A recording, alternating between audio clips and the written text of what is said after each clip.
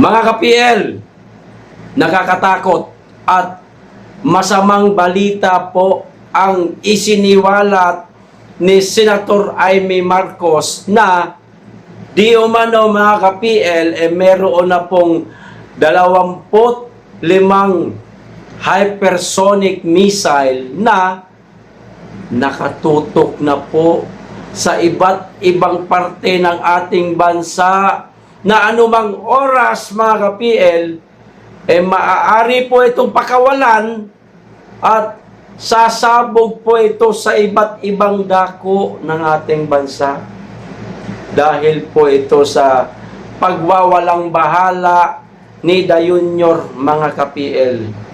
Kaya pala wala siyang pakialam keso magtiis tayo sa napakamahal na presyo ng bilihin dahil tila ang hangarin yata nitong mamang ito mga ka-PL magkaroon ho ng gulo talaga sa ating bansa, pakikipagdigma laban sa ibang malalaking bansa. O kita nyo, kung hindi ba naman bangag itong taong ito mga ka-PL, pinagkatiwalaan ho natin, ibinoto ho natin sa pag-aakala ho natin na siya at tayo ay iisang hangarin na mapaunlad ang ekonomiya, gumanda ang buhay ng bawat Pilipino, hindi man yumaman, kahit papaano man lang sana, makaraos tayo sa kahirapan, pero mali. Hindi ho ito natin makakamit natin mga ka-PL dahil ang gusto nitong bangag na administrasyong ito ay pakikipagdigma po sa ibang malalaking bansa para nga naman, baka sakali, na manatili siya sa kanyang kapangyarihan. Nagkakamali kanyo. Taong bayan na ang kalaban mo ngayon. Marami nang nagagalit sa iyo. O ito po ang video ni Senator Amy Marcos mga ka-PL, isiniwalat niya. Panoorin po natin.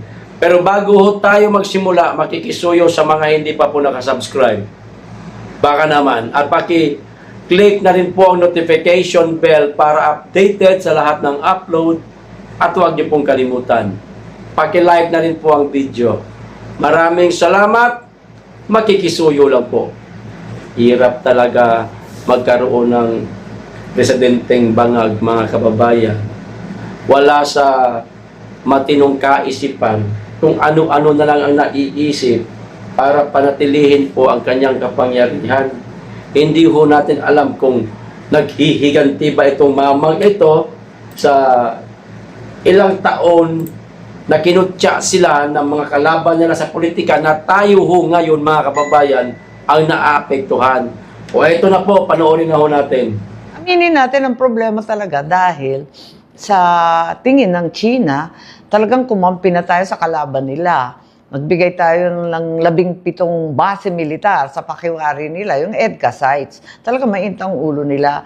Natatakot talaga ako habang umiinit diyan sa West Philippine Sea, may nakita ako na plano ng China na gagamitin yung hypersonic missile. Hindi naman nila iniisip na lulusob dito sa Pilipinas yung katakot-takot na army nila, mga navy nila. Hindi ganoon. Ang plano, air. At ang plano yung hypersonic missile at nakatakda na yung 25 na target nila. Kitang-kita na. Ang sabi ng US, hindi daw nila kaya labanan yung hypersonic missile. Mas lalo akong ninervyos kasi akala ko kapag missile, meron yung ibang bansa yung tinatawag na Iron Dome, hindi makapasok yung missile. Kapag hypersonic daw, kayang-kaya pumasok. Ganyan lang kadali. Durog daw.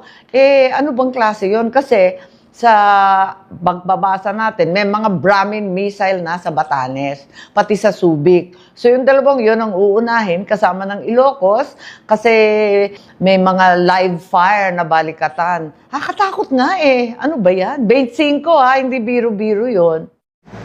Sa mga kababayan natin dyan na hanggang ngayon naniniwala pa rin na budol pa rin ni Dayunyor, abay gising-gising ho. Hindi ho biro itong isiniwalat ni Senator Amy Marcos. Kapatid yan ng Pangulo.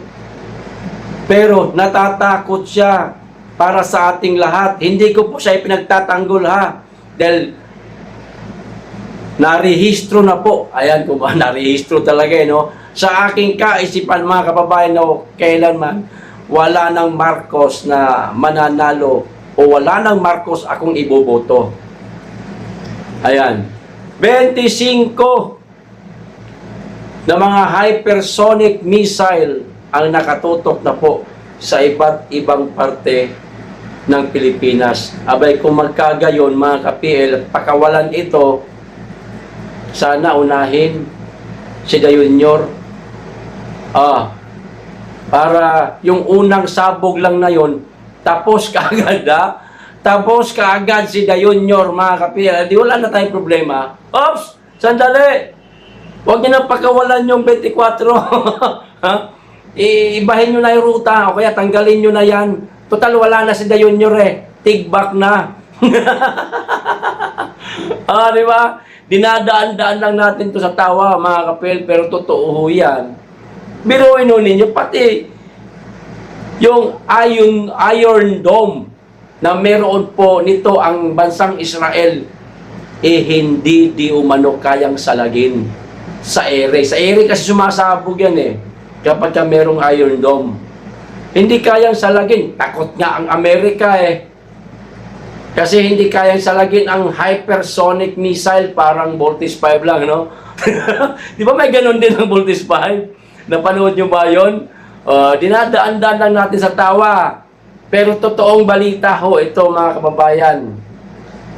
Mr. President,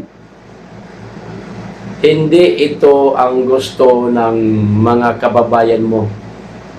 Ang gusto namin, lalo na kami mga pobre, ibaba mo ang presyo ng bilihin.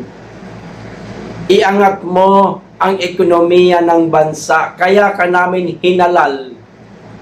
Iatay kang bangag ka para sa bansa at para sa mga mamamayan. Hindi para pakikipagdigma sa iba't ibang malalaking bansa. Walang ganon, Nyor. Iayos mo yung pag-iisip, Nyor. Huwag mo kaming idadamay. Sa pagiging bangag mo. Kung bangag ka, mag-isip pala, sige, bahala ka sa buhay mo.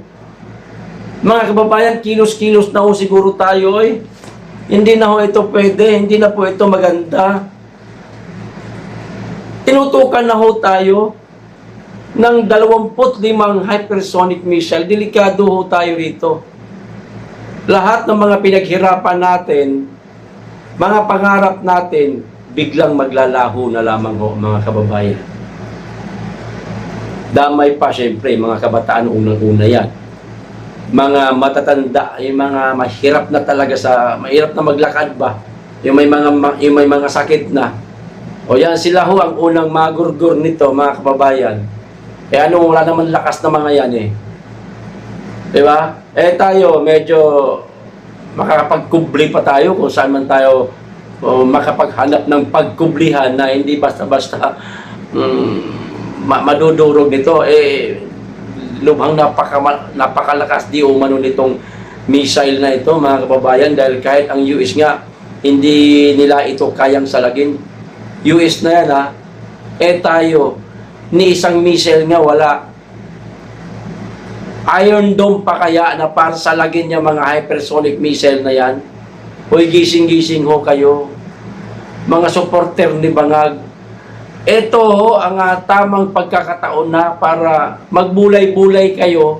Tama pa ba itong ginagawa kong pagsuporta kay Bangag? Abay, mali na yan!